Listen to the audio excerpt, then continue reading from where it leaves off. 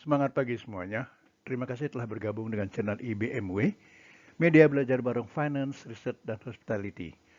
Kita masih di MKU Manajemen Keuangan dengan topik pendanaan jangka panjang bagian kedua pada sesi 14.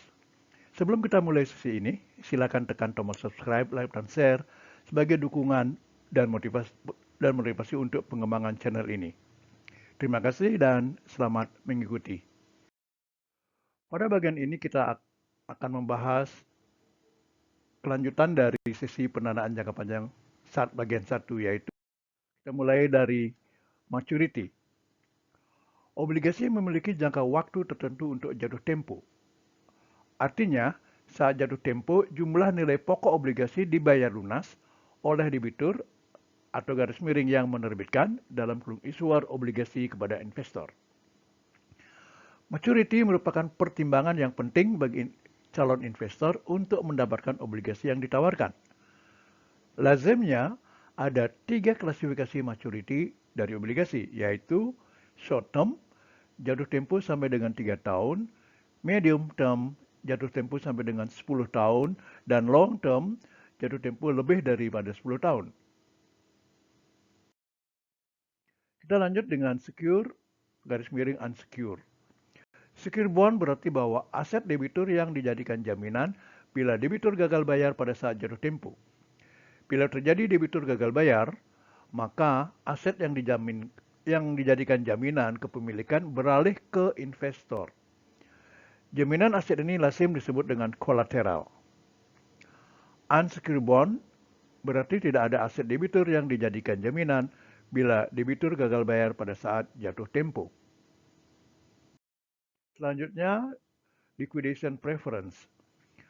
Bila terjadi debitur mengalami kebangkrutan, maka semua aset yang dilikuidasi digunakan untuk membayar kewajibannya kepada investor berdasarkan atas klasifikasi utang.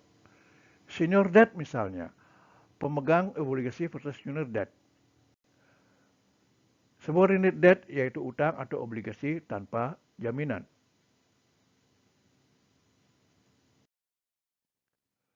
Kita bahas selanjutnya tentang kupon. Kupon merupakan bunga yang diterima oleh pemegang obligasi. Kupon biasa dibayarkan per tahun atau per semester, garis miring, per 6 bulan. Sebutan lain dari kupon dalam bahasa Inggris, kupon rate atau nominal yield. Kita lanjut dengan tax status. Karakteristik dari obligasi dikaji dari perspektif pajak adalah bahwa obligasi ada yang kena pajak dan ada yang tidak kena pajak dalam kurung tax exempt. Kupon dari tax exempt bond lebih rendah dibandingkan dengan taxable bond. Callability. Beberapa jenis obligasi memiliki karakter callability yang berarti bahwa debitur dapat melunasi obligasinya sebelum tanggal jatuh tempo. Biasanya, nilai yang dibayar sedikit lebih tinggi daripada nilai nominal dalam kurung par value obligasi. Kita lanjut dengan kategori obligasi. Bila dikaji dari sisi penerbit obligasi dalam kurung bond issuer, maka lazimnya obligasi terdiri dari 4 kategori, yaitu obligasi swasta dalam kurung corporate bond. Perusahaan swasta nasional dapat mengeluarkan obligasi yang diperjualbelikan di pasar modal. Menerbitkan obligasi merupakan salah satu pilihan dalam pendanaan jangka panjang selain utang jangka panjang dari lembaga keuangan atau dalam kurung bank. Obligasi pemerintah dalam kurung government bond. Obligasi ini diterbitkan oleh pemerintah.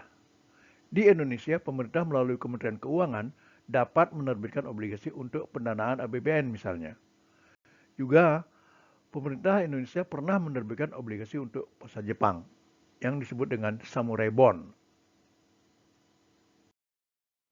Obligasi pemerintah daerah, garis miring, kota dalam kurung municipal bond.